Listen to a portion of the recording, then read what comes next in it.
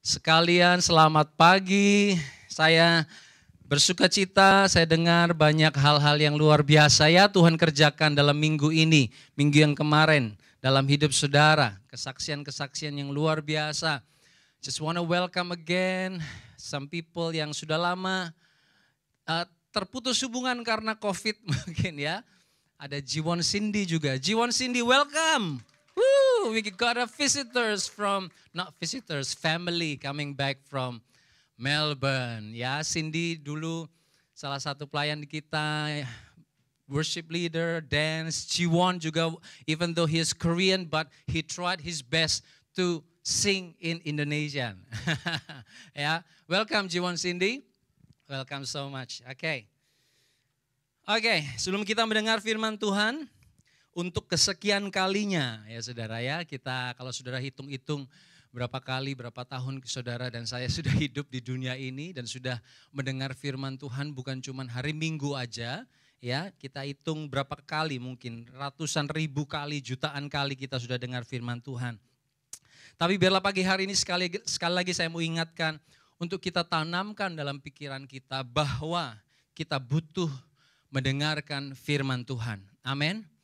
Karena firman Tuhan katakan iman timbul dari pendengaran akan firman Tuhan. Bukan dari mendengar hal-hal yang lain.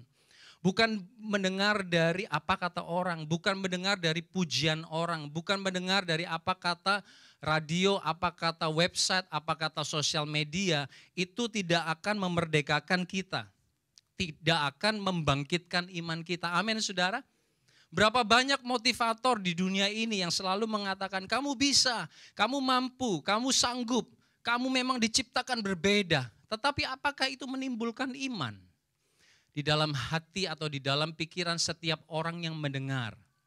Ya saudara, oleh karena itu dengar firman, maka iman saudara akan dikuatkan. Yang kedua bukan sekedar mendengar tidak cukup. Tetapi apa?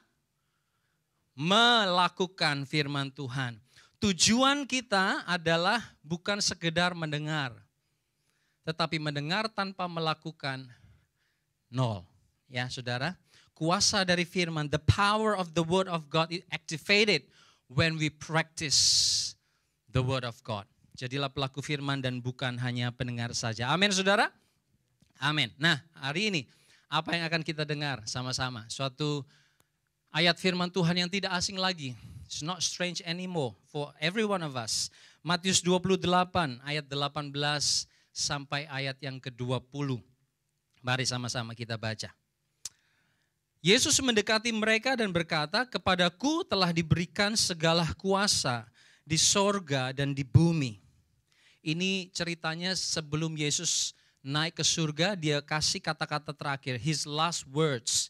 Karena itu pergilah, jadikanlah semua bangsa muridku dan baptislah mereka dalam nama Bapa dan Anak dan Roh Kudus.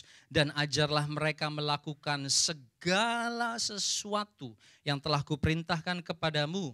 Dan ketahuilah, aku menyertai kamu senantiasa sampai akhir zaman. Judul khotbah saya, lebih tepatnya khotbah seri ya. 2 minggu ke depan saya akan khotbah seri ini yaitu matetes. Coba katakan sama-sama. Matetes. Matetes itu artinya murid saudara ya. Dari bahasa aslinya yaitu bahasa Yunani. Ya, murid Kristus, menjadi murid Kristus. Hari ini saya akan berkhotbah dengan judul menjadi murid Kristus. Perintah ini, pergilah jadikan semua bangsa muridku, murid Kristus, bukan murid saya, bukan murid Om Gideon, bukan murid Pastor Jasmine. Semua kita yang khotbah di sini ingin menjadikan saudara murid Yesus, bukan murid saya. Amin. Ya, makanya jangan mengagungkan manusia, jangan meninggi-ninggikan pastor satu kali bisa jatuh, jemaat kecewa. Ya, hanya Yesus saja. Ya, perintah ini diberikan kepada murid untuk mereka pergi dan menjadikan segala bangsa murid Yesus. Perintah ini diberikan bukan kepada sembarang orang. Bukan kepada nelayan, bukan kepada pemungut cukai, bukan kepada dokter, bukan kepada pejabat tinggi, ahli Taurat, orang Farisi, bukan. Perintah ini diberikan kepada siapa, saudara? Murid. Hanya kepada murid. Ya. Dan sebelum mereka pergi untuk menjadikan murid, mereka sendiri adalah murid. Oleh karena itu saya ingin memulai dari sini, saudara, menjadi seorang murid sebelum kita pergi dan menjadikan orang lain murid. Memang ayat ini bicara tentang penginjilan, iya betul. Tetapi seringkali penginjilan disalahartikan. Karena penginjilan pergi kemudian menjadikan orang terima Yesus, percaya Yesus, datang ke gereja, that's it. Tapi tidak menjadi murid. Ya, pergi kemana ya? Tidak dikatakan pergi kemana, hanya dikatakan pergi jadikan semua bangsa. Artinya apa? Kemanapun saudara pergi, bangsa manapun yang saudara temui. Di kantor saudara mungkin ada bangsa lain, India, Vietnam, Korean ada di sini. Siapapun yang kita temui. Menantu kita mungkin, menantu saudara yang adalah bangsa lain. Itu segala bangsa, saudara. Ya, ini adalah dasar. Ini adalah kehendak Allah. Pada waktu Yesus naik ke surga, Yesus tidak katakan hal-hal lain. Kamu akan menjadi kaya, kamu akan menjadi sukses, kamu akan semakin tinggi dan kamu akan menjadi semakin kaya dan terkenal. Kamu akan terkenal di sosial media, di TikTok, di Instagram, di mana? Di Facebook. Tuhan Yesus tidak katakan seperti itu. Tuhan Yesus katakan pergi, jadikan semua bangsa murid. We are talking about being a disciple. Ini adalah kehendak Allah. Amin, saudara. Sambil saya ngomong begini, tolong saudara cerna. Yesus mau, Allah mau, cuman satu. Jadi murid. Ya, ciri-ciri murid itu apa Bapak Ibu Saudara sekalian? Yang paling jelas ciri murid adalah dia punya komitmen. Punya komitmen. Seorang murid harus punya komitmen untuk dia bisa mengatur waktu. Dia harus bisa kerjakan PR, bukan cuman kerjakan PR. Habis dikerjain mau diapain? Dikembalikan dong PR-nya, betul? Harus ada deadline-nya, nggak bisa lebih dari deadline. Ya, menghadiri kelas, komitmen untuk apa? Mendengarkan pelajaran. Komitmen untuk apa? Memakai seragam sekolah. Anak saya Tiffany yang nomor 1 baru masuk high school, year 7 tahun ini. Dari public school, dia masuk ke Catholic school. A big jump, a big change di dalam lifestyle sebagai seorang murid. Ya, lebih strict, pakaian seragam nggak boleh sembarangan. Pakaian sport uniform nggak boleh dipakai dari rumah. Harus bawa ganti di sekolah, pulang sekolah harus pakai seragam lagi, nggak boleh pakai sport uniform, go to school and from school. Saya pikir, wih, dulu Tiff kamu di sekolah pergi pulang pakai sport uniform, nggak ada yang marahin kamu. So strict. Ya, dia harus pegang komitmen sebagai seorang murid, tidak bisa semaunya sendiri. Dia punya dikasih agenda, dikasih journal. Besok mesti apa? Dia harus siapkan malam itu, ya. Waktu dulu dari Kindi sampai year 6 nggak pernah itu terjadi. Masuk year 7 dia harus lebih committed. Kalau enggak bisa di detention. Apa detention, Tiff? Nah itu kata itu dia baru ngerti pada waktu masuk year 7. Detention artinya nggak boleh pulang jam 3 sore, Dedi. Harus pulang jam 4 atau jam 5. Itu namanya detention. Lah kalau yang dikeluarin dari sekolah apa? Itu namanya expel, Dedi. Oh, Dedinya juga belajar, saudara ya. Itu namanya di-expel karena sering melanggar peraturan. Harus punya komitmen. Nggak bisa tidur subuh, bangun siang, skip school. Ya, apalagi mereka kalau udah pulang pagian gitu kadang-kadang ada setengah hari. Nggak boleh main di East Garden. Ada guru yang patroli. Benar Tiff, ada guru yang patroli. Iya Dedi, I saw one. Ketahuan di sekolah ditulis di newsletternya Dedi. Nggak boleh pakai eyelash. Nggak boleh pakai anting-anting yang rame, pokoknya harus yang simple. Waduh, bagus nih, bagus saya bilang gitu. Strict, harus komit dengan peraturan sekolah. Komitmen, saudara. Kalau mau jadi murid. Ya. Begitu pula dengan firman Tuhan, mengikut Yesus. Yohanes 8 ayat 30 sampai 32 dikatakan seperti ini. Setelah Yesus mengatakan semuanya itu, banyak orang percaya. Garis bawahi. Maka katanya kepada orang-orang Yahudi yang percaya kepadanya, jikalau kamu tetap dalam firman-Ku, kamu benar-benar adalah murid-Ku. Dan kamu akan mengetahui kebenaran dan kebenaran itu akan memerdekakan kamu. Lihat baik-baik saudara, dikatakan banyak orang percaya. Dan kepada orang percaya itu dia berkata seperti ini Yesus. Bila kamu tetap, bila kamu komit di dalam firman-Ku, baru kamu adalah, then you are my disciple. Jadi ada perbedaan antara orang percaya dan murid. Seorang yang percaya tidak perlu komitmen. Tetapi seorang murid harus komitmen. Ya, kepada orang-orang percaya itu Yesus memberi satu standar. If you keep in, abide in me, commit in me, then you are my disciple. You commit, you will know the truth and the truth will set you free. Makanya kenapa banyak orang Kristen tidak berkemenangan, tidak mengalami hidup yang berkelimpahan seperti saya khotbahkan.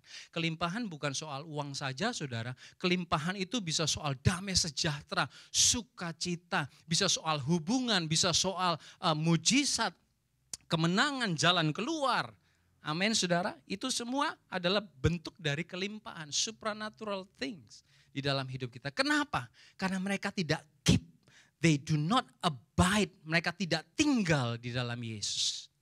Mereka hanya dari luar. Aku percaya. Ingat firman Tuhan katakan apa? Iblis pun, apa yang keras? Iblis pun percaya. So apa bedanya orang percaya Yesus dengan iblis? What's the difference? Iblis pun percaya. Orang Kristen ada yang cuma sekedar percaya, but don't stop there. Kalau kita ingin disebut sebagai murid Kristus. Untuk kita diselamatkan, menerima keselamatan, kita perlu percaya Yesus. Percaya dalam hati, mengaku dengan mulut kita. Tetapi untuk punya hidup, punya tujuan, signifikan, berkemenangan, kita harus menjadi murid. Ingat saudara ya, saudara dan saya, kita sama-sama punya anak cucu yang pergi ke sekolah, betul? Kira-kira gimana rasanya kalau anak-anak saudara nggak mau komit? Kerjain PR males-malesan, kira-kira gregetan gak? Atau bilang gini, bagus, seperti dedimu dulu. Ya saudara, enggak kan saudara? Saudara kepengen saudara, anak-anak saudara pun komit. Ya, banyak orang merasa cukup, I trust God, I believe in God, that's it. Ya, gak mau menjadi murid, gak mau komit. This call, panggilan ini bukan cuma untuk sembarangan orang, saudara. Karena banyak orang akan percaya di dalam gereja pun, dengarkan baik-baik, di dalam gereja pun tidak semua orang adalah murid. Atau belum semua orang murid. Yes, percaya Yesus. Coba kita koreksi diri kita. Yesus mati menyelamatkan saudara dan saya, menawarkan keselamatan buat semua orang. Sebagian orang terima karena mereka percaya. Dari sebagian yang percaya itu, ya, berapa persen yang sekedar tinggal di zona percaya, berapa persen yang sudah naik level ke zona murid. Nanti kita belajar sama-sama bagaimana murid. Yang kedua, ciri-cirinya murid. Ya, Pertama apa? Komitmen. Yang kedua adalah belajar. Hidup ini adalah kesempatan belajar. Ya, dulu saya ingat pada waktu masih SMP ada pelajaran mengetik. Mengetiknya pakai apa Bapak Ibu Saudara sekalian? Mesin ketik tentunya, belum komputer. Ya, yang capek itu tak tok kalau udah salah, waduh, di tip X ya. Masih ingat kata tip X? Nah, ya sekarang nggak ada itu, anak sekarang nggak ngerti. Nah, pada waktu komputer keluar, ya belum yang seperti sekarang, mesti belajar. Ya, tulis apanya segala macam, DOS dan sebagainya masih biru itu ya. Tulisannya biru, layarnya hitam. Mulai semakin teknologi berkembang, laptop. Wah, sekarang Mac. Yang om-om, tante-tante juga dulu yang cuman ringtone-nya kering, sekarang udah lain-lain mesti belajar app. Aduh, app apa, sign in, siapa lupa sign in. Nah itu tadi ada yang bilang, gimana nih saya nggak ngerti caranya sign in, mesti belajar. Dari muda sampai tua, kita semua punya kesempatan untuk apa? Katakan sama-sama, belajar. Berhenti belajar artinya berhenti berbuah. Stop making fruit. Stop being fruitful. Berhenti belajar artinya saudara akan tertinggal. Saudara akan statis. Saudara tidak akan kreatif. Saudara tidak akan berprestasi. Saudara tidak akan meningkat. Betul? Betul apa betul? Tidak ada pilihan lain. Belajar. Sebagai murid, ciri-ciri murid itu mesti belajar. Ya, saya ingat Juda dulu pertama kali di Kindi diajar menulis. Tiffany juga belajar menulis. Sudah kelas 4 Tiffany dikasih namanya pen license. Boleh pakai bolpen. Karena apa? Karena terus belajar. Ya. Dalam hidup kita perlu belajar apa saja saudara. Banyak. Belajar membangun hubungan. Ya, dengan istri, dengan suami. Dengan orang tua dengan anak. Karena pada waktu kita menikah kita tidak punya pelajaran nanti didik anak mesti gini ya, A, B, C, D, E, F. Enggak ada. Kita belajar sambil jalan, betul? Ya, kita belajar bagaimana berhubungan dengan teman kerja. Kita belajar menguasai suatu skill tertentu. Kita belajar menguasai teknologi. Nyetir, siapa yang belum bisa nyetir nih? Ibu-ibu muda. Ya, yang punya mobil tentu saja. Kalau nggak punya mobil ya saya nggak bisa bilang saudara harus belajar nyetir. Saya sampai kepikiran gini, kalau nggak mau belajar nyetir itu sebentar lagi mobil udah terbang saudara. Ya sekarang udah pakai listrik, bener nggak? Ya ada yang udah pakai listrik. Ntar kalau udah terbang ya yang nggak mau belajar nyetir walaupun punya mobil masih jalan kaki loh saudara. Itu udah terbang semua itu jemaat yang lain. Ya belajar saudara. Ya. Belajar apa ya lagi? Belajar menguasai diri, belajar menguasai mata, belajar menguasai perasaan. Semua perlu belajar. Masak pun perlu belajar. Istri saya dulu sebelum menjadi istri nggak bisa masak karena tinggalnya di kos di Indonesia. Setelah menjadi istri 6 bulan masih di kos juga sama saya. Jadi belum masak. Menikmati masakan ya, tante kos. Setelah punya tinggal di rumah sendiri ya mau nggak mau. Mesti belajar masak.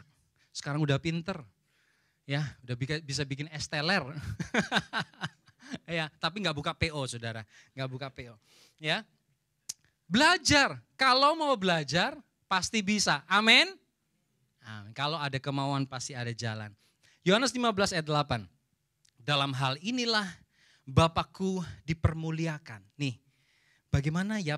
Bagaimana Pak Pastor untuk bisa mempermuliakan Tuhan? Ini jawabannya. Salah satunya. Yaitu jika kamu apa? Katakan berbuah banyak. Untuk berbuah banyak itu nggak bisa pada waktu berbuah 1, berbuah 2 kemudian stop ditinggal. Tidak bisa. Harus terus di cultivate. Jika kamu berbuah banyak dan dengan demikian kamu adalah murid-muridku. Seorang murid akan dikenal, saudara, dari buahnya.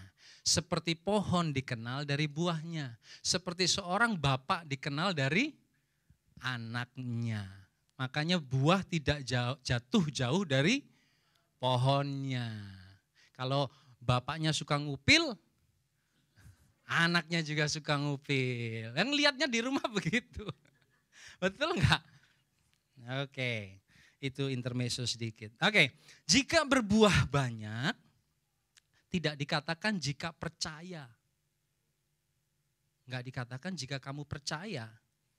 Tetapi jika kamu berbuah banyak, seorang murid yang sungguh-sungguh belajar akan berhasil. Orang akan tanya, benar enggak saudara? Kalau saudara, anak saudara berhasil di sekolah, cucu saudara berhasil di sekolah, orang akan tanya, kamu sekolahnya di mana? Pinter banget ya. Oh, di sekolah ini. Betul enggak? Anak saya les matematika ditanya sama temen di sekolah, orang tua. Lesnya di mana? Oh, lesnya di ini.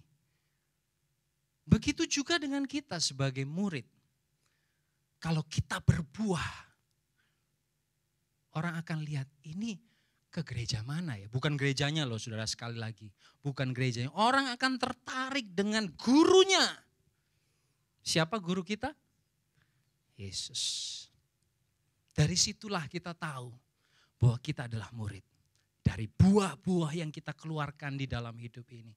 Ya. Berikutnya apa ciri seorang murid? Ini saya masih intro saudara. Ya. Ciri seorang murid cepat aja. Mendapat pengakuan, dia akan diakui. Tidak semua orang yang ada di sekolah adalah murid. Betul? Cleaning service itu tidak murid, bukan murid. Ya, pesuruh, disuruh ini, disuruh itu, office boy, itu bukan murid. Ya, hanya seorang murid yang melewati ujian, kemudian lulus, akan mendapat pengakuan sertifikat. Akan mendapat penghargaan. Begitu juga kita. Semoga, saya berharap setiap jemaat Ecclesia Mission, one day kita ketemu dengan Tuhan. Allah akan berkata, baik benar perbuatanmu. Ya. Hambaku yang setia. Itu penghargaan, itu reward dari Tuhan. Tidak semua orang yang ada di dalam gereja, sekali lagi saya katakan, adalah murid. But I hope and I pray Jemaat Ecclesia Mission Marubra adalah murid-murid Kristus, bukan sekedar orang percaya. Amin saudara. Siap untuk masuk lebih dalam? Lebih gak enak biasanya ini. Lebih susah ngejalaninnya. Tapi namanya murid, dia gak bisa stay di kindi selama-lamanya seperti Yesus. Dari dulu sama sekarang dan selama-lamanya tetap sama. Kita tidak bisa begitu. Ya, kita akan masuk lebih dalam. Saudara siap? Untuk menjadi murid, ada harga yang harus dibayar. Ya, ada harga yang harus dibayar.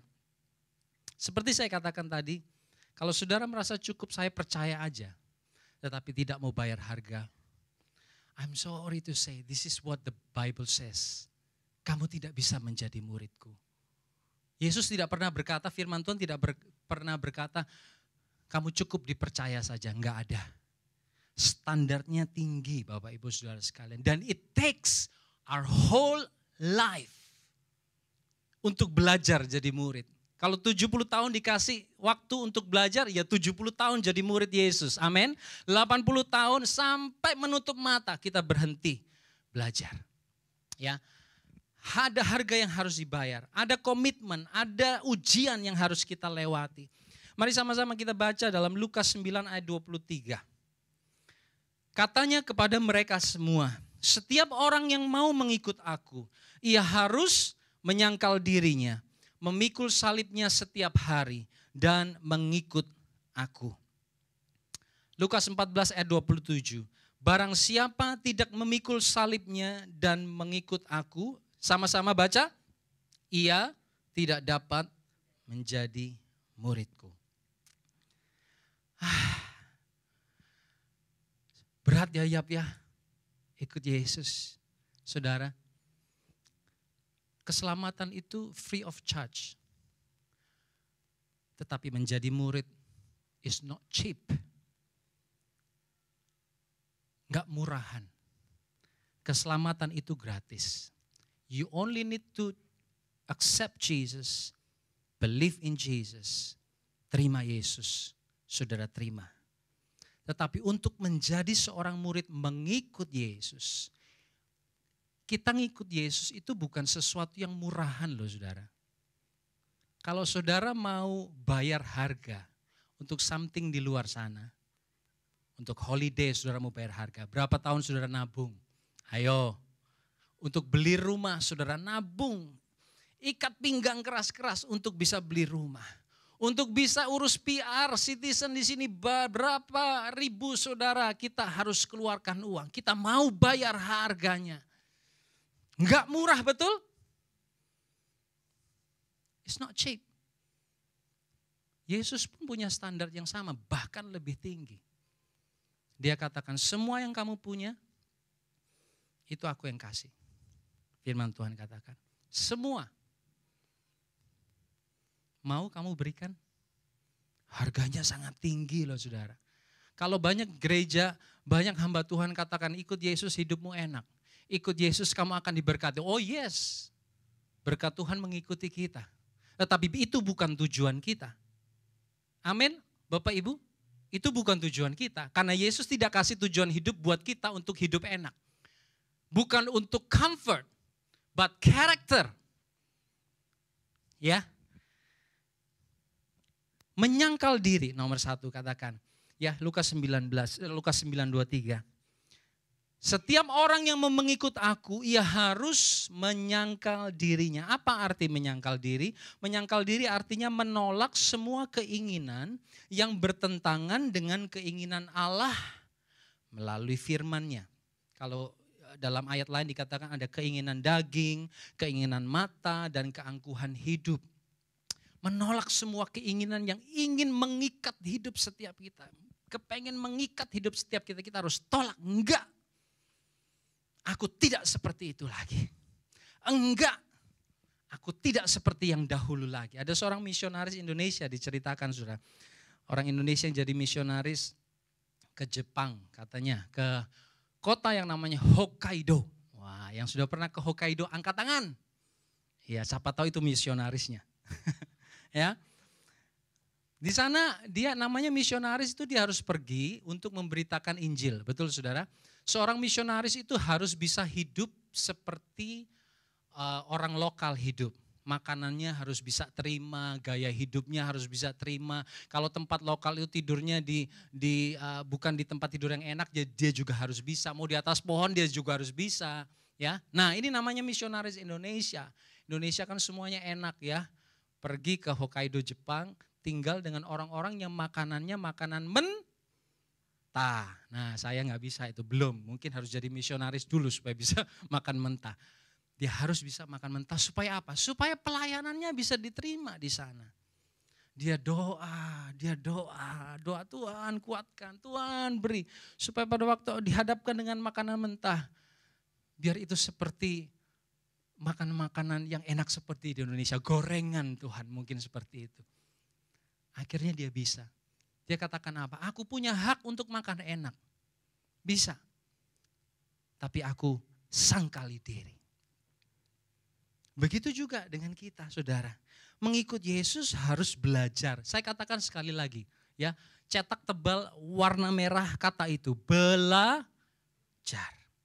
Belajar untuk menyangkal diri, kita harus katakan, bukan lagi aku yang hidup, tetapi Kristus yang hidup di dalam hidup ini. Namanya belajar bisa gagal, gak berhasil selalu saudara. Ya, kita harus bisa mengatakan dia harus semakin bertambah, aku harus semakin berkurang. Nama Yesus ditinggikan. Itu murid. Tetapi kalau hanya percaya bukan murid, dia akan berkata, ya ini pokoknya aku maunya begini. Enggak bisa ditekuk, enggak bisa dilipat, harus seperti ini. Dulu sekarang selamanya, aku yang memang sudah begini cetakannya. Itu bukan murid. Kita belajar, terus belajar saudara. Amin. Apa yang harus kita sangkal, apa yang harus kita tolak, cara pikir yang lama. Apakah cara pikir lama kita sesuai dengan firman Tuhan apa enggak? Ya, sikap hati yang lama. Kalau dulu begitu dikasih tahu langsung kayaknya marah, jengkel, nggak akan lupa itu perkataan. Itu dulu. Apakah kita sudah belajar untuk menjadi berbeda? Ya, kita harus sangkal perasaan-perasaan yang lama. Kita harus sangkal kebiasaan-kebiasaan yang lama. And it's not overnight. Sekali lagi saya katakan, saudara dan saya diberi waktu belajar berapa puluh tahun? Seumur hidup. Kalau Tuhan beri saudara 120 tahun hidup, nah lo ya belajarlah 120 tahun. Bisa gagal? Bisa. Good news, bisa gagal. Tapi kita belajar lagi. Namanya murid bisa gagal enggak? Bisa kena detention? Bisa. Tetapi melalui itu dia belajar sesuatu. Ada something yang saya tidak boleh lakukan dan sesuatu yang saya harus lakukan. Yang kedua, tadi menyangkal diri.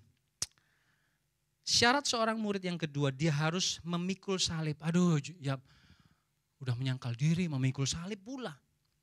Apa itu memikul salib? Dia harus menanggung penderitaan atau ketidaknyamanan. Jangan ngomong penderitaan deh, ya.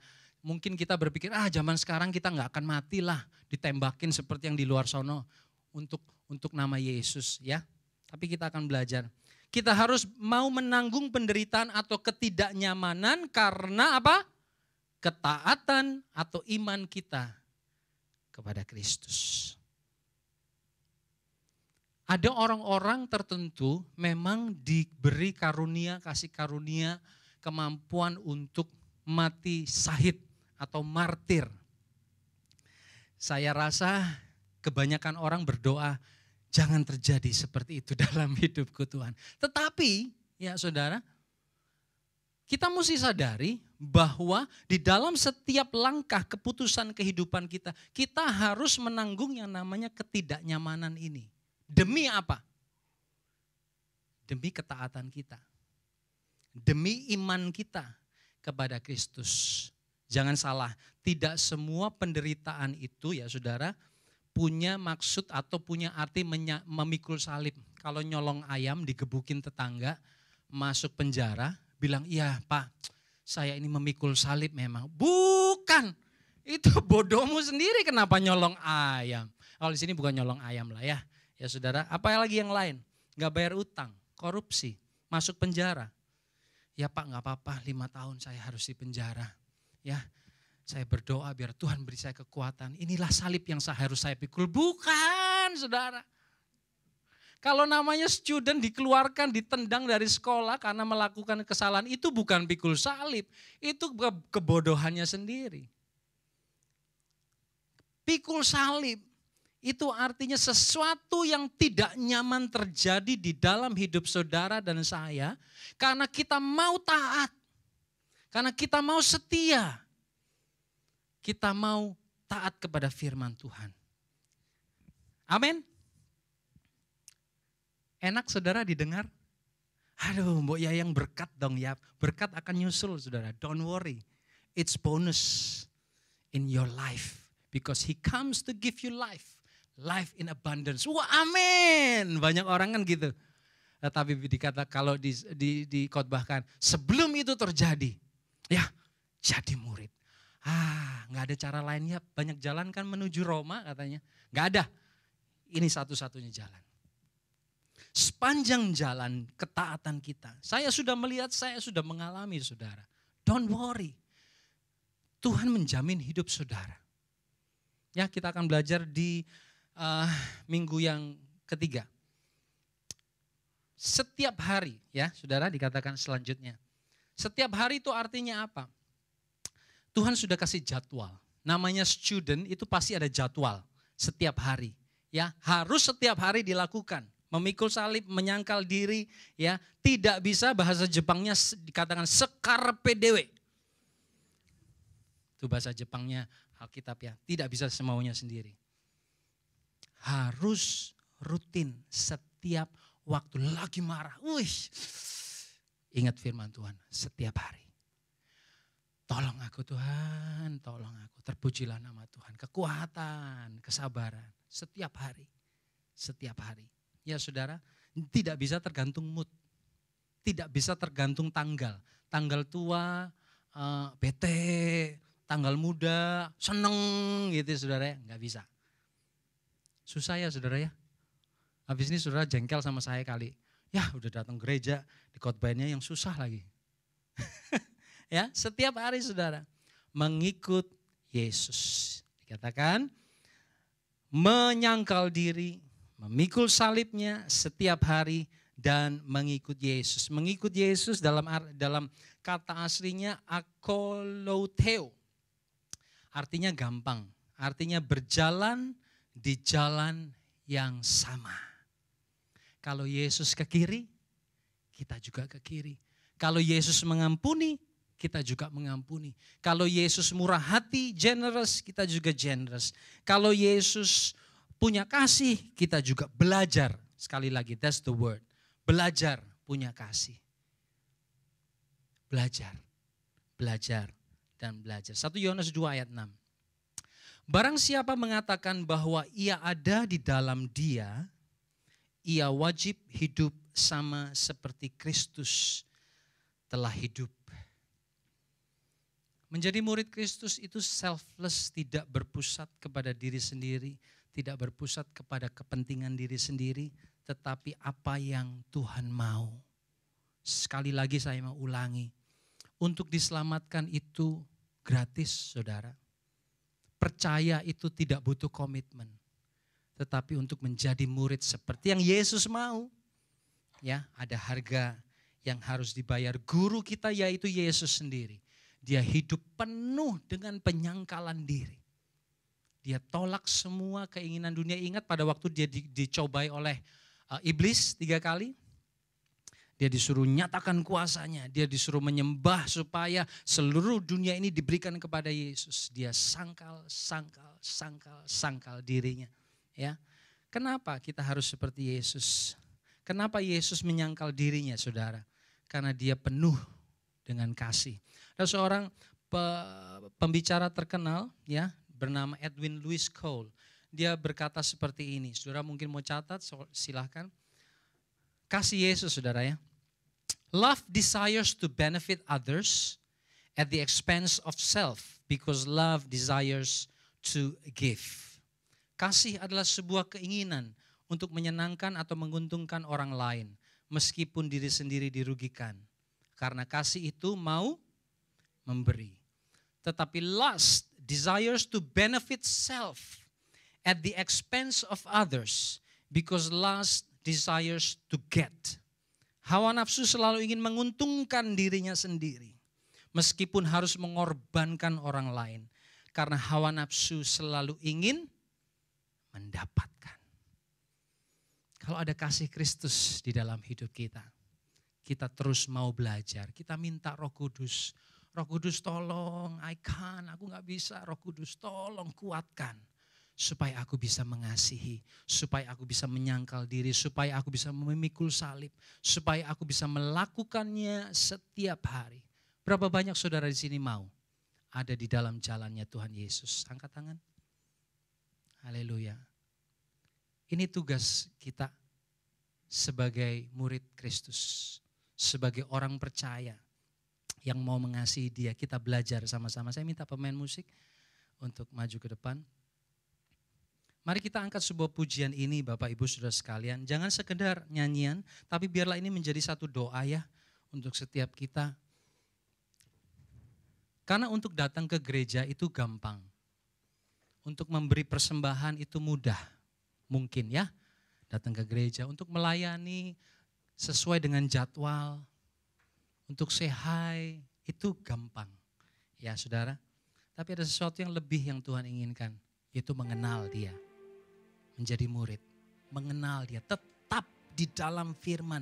Kalau ada khotbah, ada podcast saudara dengarkan, ada kelas saudara datang, untuk kita tetap di dalam firman, sehingga satu kali nanti firman itu akan memerdekakan saudara. Mari kita angkat pujian ini sebagai satu doa.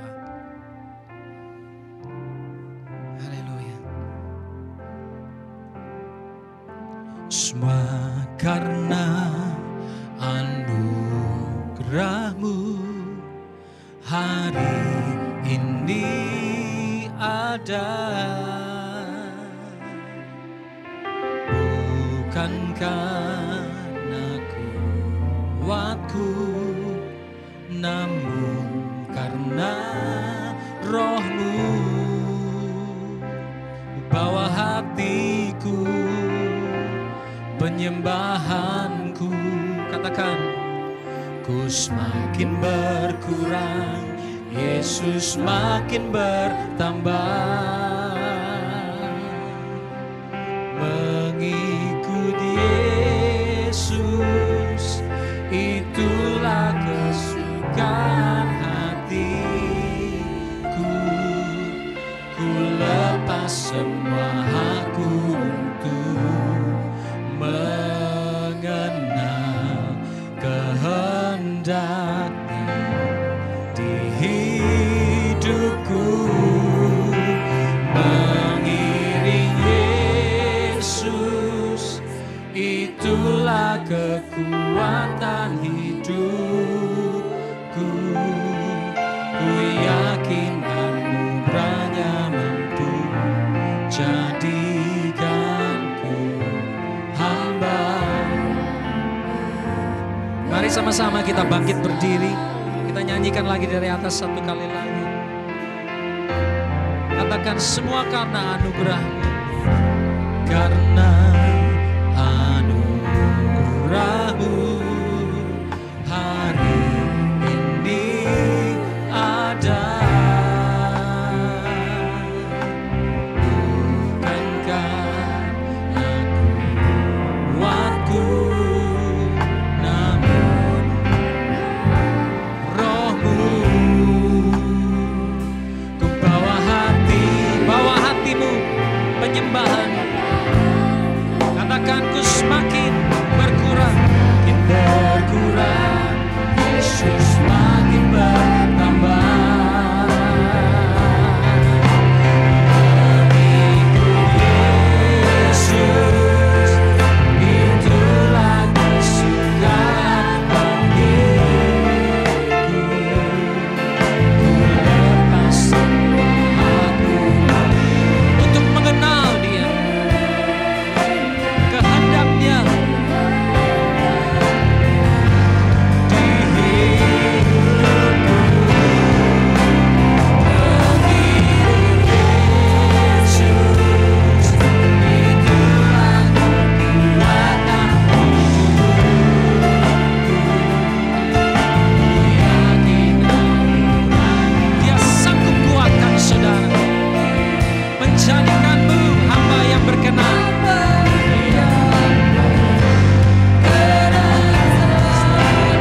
Sekali lagi katakan, Yesus, itulah kesukaan hidupku.